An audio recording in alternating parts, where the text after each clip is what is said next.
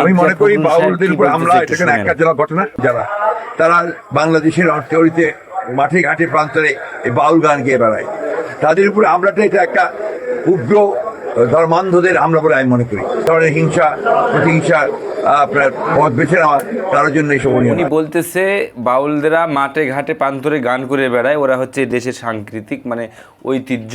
ভাই ওরা কি গান করতেছে না কি ঢং করতেছে ওটা আমাদের দেখার বিষয় নাই। তাই বলে এদেরকে এত বড় মানে ওদেরকে আপনি বলতেছেন এটা হিংসামূলক, কিসের হিংসামূলক? আপনি এটা কোন দিক দিয়ে দেখলেন যে এটা একটা হিংসামূলক আন্দোলন? উনি আল্লাহর কথার কোনো গুয়া মাথা আমি কিছুই পাই না।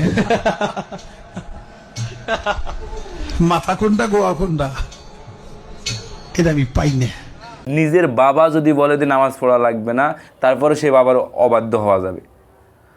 আর সে আল্লাহর কটূক্তি করেছে এই আবুল সরকার।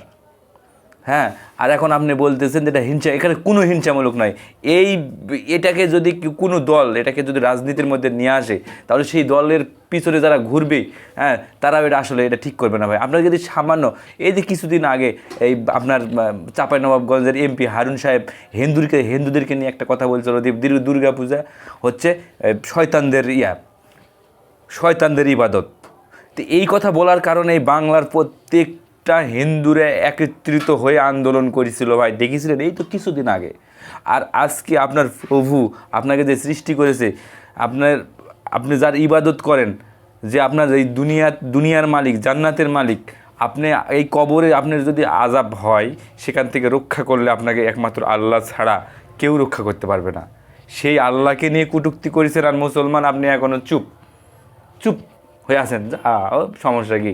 হ্যাঁ, আল্লাহকে নিয়ে আল্লাহ এটার শাস্তি দিবে। আল্লাহ তো শাস্তি দিবে, অবশ্যই আল্লাহ শাস্তি দিবে।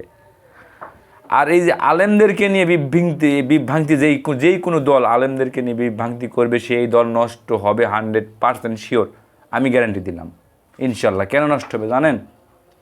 শেখ হাসিনা কিন্তু শুধু এই কোটার কথা বলার কারণে, কোটার আন্দোলনের জন্য কিন্তু ইনি যেই ধরনের ব্যবহার করেছিল আপনাদের আলেমদের উপরে, যেভাবে জেলের ভিতরে নিয়ে গেছিলো থাপড়াইতে, হ্যাঁ, যেভাবে অপমান করেছিল, আপনি কি মনে করছেন এগুলোর অভিশাপ লাগে নাই?